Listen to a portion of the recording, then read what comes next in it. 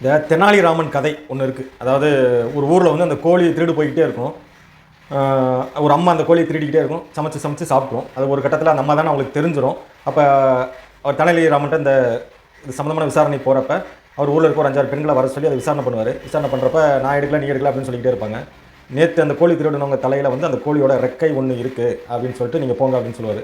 அதில் வர்றப்ப ஒரே ஒரு அம்மா மட்டும் கண்ணாடி முன்னாடி நின்று அப்படி தலையை பார்க்கும், அதில் ரெக்கை இருக்கான்னு பார்க்கும். அப்போ அந்த அம்மா தான் அந்த கோழியில் திருடுறாங்க அப்படின்னு சொல்லி கண்டுபிடிப்பாங்க.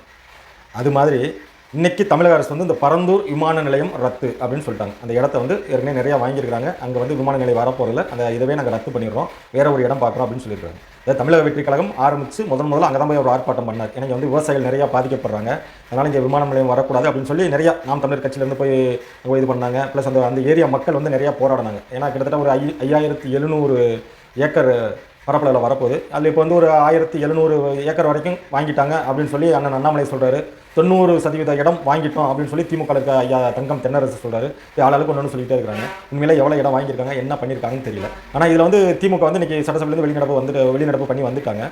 ஒருவேளை எனக்கு என்ன தோணுது அப்படின்னு பார்த்தீங்கன்னா, அங்கேயும் ஒரு மிகப்பெரிய ஊழல் நடந்திருக்குமோ அப்படின்னு எனக்கு ஒரு பார்வை வருது. ஏன்னா திமுக எங்கே போனாலும் ஊழல் தான். இந்த இன்றைக்கி கூட இந்த G2 பற்றி பேசிகிட்டு இருந்தார் நம்ம எஸ்பி வேலுமணி அமைச்சர், ஏடிஎம்கே சார்ந்தவர். அதுக்கு ஒரு போராட்டம் நடத்துகிறாங்க.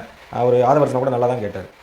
G2 உங்களுக்கு அதுக்கு சம்மந்தம் இல்லைன்னு முன்னவே சொல்லிட்டாங்க, திமுகவும் அதுக்கும் சம்மந்தம் இல்லைன்னு சொல்லிட்டாங்க. அங்கே வந்து பல்வேறு ஊழல் நடக்குது. கோயம்புத்தூர் சைடில் வந்து மலைப்பகுதியெல்லாம் வாங்குறாங்க, நிறைய இடத்த ஆக்கிரமிப்பு பண்ணுறாங்க அப்படின்னு சொன்னோன்னே திமுக இருக்கவங்க எந்திரிச்சு சத்தம் போடுறாங்க. அவங்கள அறியாமலே சத்தம் போட்டுறாங்க.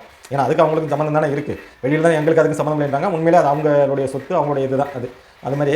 அப்போ இந்த மாதிரி அவங்க வெளிநடப்பு பண்ணுறது ப்ளஸ் அதை எதிர்க்கிறது அப்படின்னு பார்த்தீங்கன்னா, உண்மையிலே அங்கேயும் நிறைய ஊழல் நடந்திருக்கா அப்படின்னு ஒரு சந்தேகம். ஏன்னா அங்கே வந்து ஒரு பங்கு விலைக்கு கிட்டத்தட்ட 3 பங்கு விலை கொடுத்து வாங்கியிருக்காங்க. இப்போ 100 ரூபா அந்த இடத்துல ஒரு ஸ்கொயர் ஃபீட் இடம் அப்படின்னு பார்த்தீங்கன்னா கிட்டத்தட்ட 300 ரூபா கொடுத்து தான் வாங்கியிருக்காங்க. இந்த மாதிரி நிறைய விஷயம் நடந்திருக்கு. 1700ன்றாங்க, அதிக 90%ன்றாங்க. எவ்வளோ வாங்கியிருக்காங்க என்னெல்லாம் தெரியல.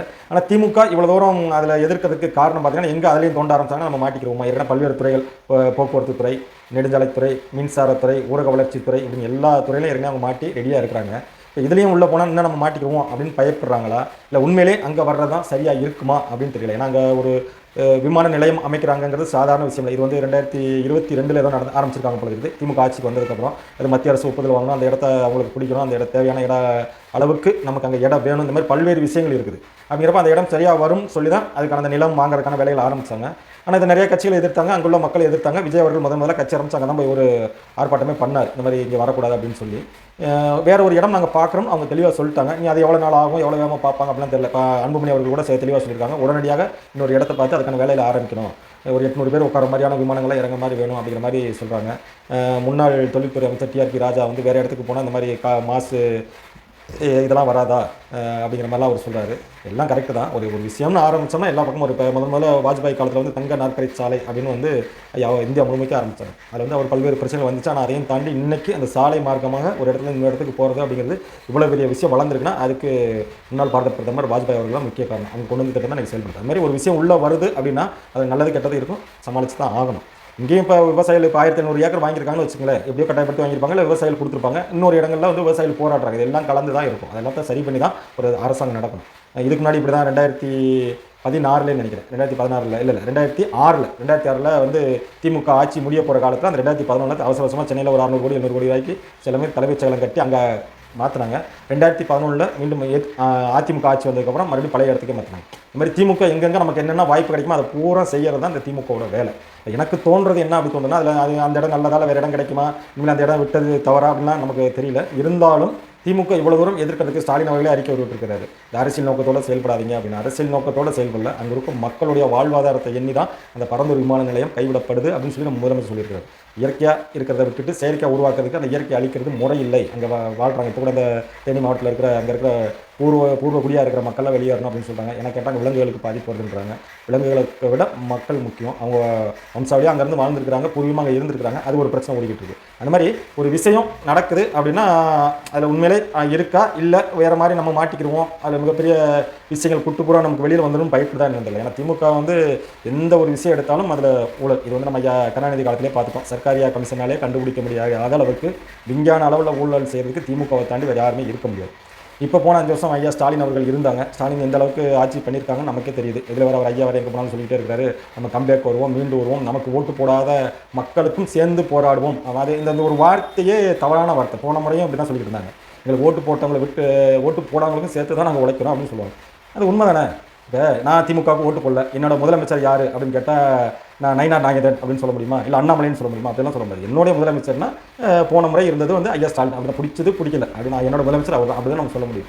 அதே மாதிரி தான் மக்கள் உங்களுக்கு ஓட்டு போட்டிருக்காங்க, போடலை. இன்றைக்கி கூட சொல்கிறாரு சில லட்சம் மக்கள் ஓட்டு போட்டு கோடிக்கணக்கான மக்கள் கஷ்டப்படுறாங்க அப்படின்னு சொல்கிறாரு. இதே வார்த்தையை தான் நம்மளும் திருப்பி கேட்குறோம். அப்போ நீங்கள் போன வருஷம் 5 வருஷம் நீங்கள் ஆட்சி செஞ்சதில் அப்போ சில மக்கள் பிடிக்காம தான் உங்களை தூக்கி போட்டிருக்கிறாங்க. அதையும் தாண்டி உங்களவே தோற்கடிச்சிருக்காங்க. அப்படிங்கிறப்ப இது எவ்வளோ ஒரு இந்த மாதிரி விஷயம் நீங்களே புரிஞ்சுக்கங்க. ஒரு கட்சி தோக்குது, அது வேறு. ஒரு கட்சி தலைவரே தோக்குறாருன்னா இதை விட வேறு ஒரு அவமானம் வேறு எதுவுமே கிடையாது. அந்த அளவுக்கு தான் போன 5 வருஷம் திமுகவோட ஆட்சி இருந்திருக்கு அப்படிங்கிறது நம்ம புரிஞ்சிருக்கோம், மக்கள் புரிஞ்சுக்கிட்டாங்க. நிச்சயமாக நம்ம எல்லாம் சொல்கிறதையும் கேட்டுக்கிட்டு நம்ம கொடுக்கலாம் வாங்கிட்டு மக்கள் நமக்கு ஓட்டு போட்டுருவாங்கிற காலம்லாம் இந்த 2027 100% மலை ஏறிடுச்சு. எல்லா பேருமே அப்படி தான் நினச்சிருக்கோம். யாருமே நினைக்கல தமிழக வெற்றி கழகம் தமிழகத்தில் ஆட்சிக்கு வரும். அப்போ ஒன்று திமுக வரும் மீண்டும், இல்லை அதிமுக தான் வரும். அதை தாண்டி தமிழக வெற்றி கழகம் வர்றதுக்கு வாய்ப்பே இல்லைன்னு நினச்சிருந்தோம். ஆனால் மக்கள் அவ்வளோ வெற்றியை கொடுத்துருக்காங்க. அதனால் என்ன நடக்குது, என்ன பண்ணுறாங்கங்கிறது எல்லாமே மக்கள் தெரிஞ்சுக்கிறாரு. இப்போ சட்டசபையில் நேரலையில் என்ன நடக்குது, திமுக என்ன மாதிரி நடந்துக்கிறாங்க, தாவேக்கு என்ன மாதிரி நடந்திருக்கு, மற்ற கட்சிகள் என்ன நடந்துருக்கு எல்லாமே மக்கள் பார்த்துக்கிட்டே இருக்காங்க. அப்படிங்கிறப்ப அதுக்கு உண்டான பலனை கண்டிப்பாக கொடுப்பாங்க. தாவேக்கு நல்லா ஆட்சி பண்ணாங்கன்னா இன்னொரு வாய்ப்பு கொடுப்பாங்க, இல்லையா அதுக்கு தகுந்த பலன். இது எல்லாத்துக்கும் உள்ளதான். ஆட்சி அதிகாரங்கிறது மக்கள் பார்த்து கொடுக்குறது தான். இன்றைக்கி மக்கள் கொடுத்துருக்காங்க, அவங்க சிறப்பாக கொடுக்க போகிறாங்க. அதுமாதிரி இப்போ திமுக ஏன் இவ்வளோ தூரம் இதை எதிர்க்குது அப்படின்னு யோசிச்சு பார்த்தீங்கன்னா உண்மையிலே அதுலேயும் அந்த இடம் வாங்கினது பல்வேறு விஷயங்களில் நிறையா ஊழல் நடந்திருக்குமோ அப்படிங்கிறது சந்தேகம் வருது. இதை வந்து தமிழக வெற்றி கழக அரசு அதை முறையாக தெரிஞ்சுக்கிட்டு அதில் என்னென்ன பிரச்சனைகள் இருக்குது, இல்லை உண்மையிலே ஒன்றும் இல்லைன்னா பரவாயில்ல, ஏதாவது இருந்தால் அது மேலே நடவடிக்கை எடுத்தால் தான் சிறப்பாக இருக்கும். அரசியலில் என்ன வேண்டுமானாலும் நடக்கலாம், அது எப்பொழுது வேண்டுமானாலும் நடக்கலாம்.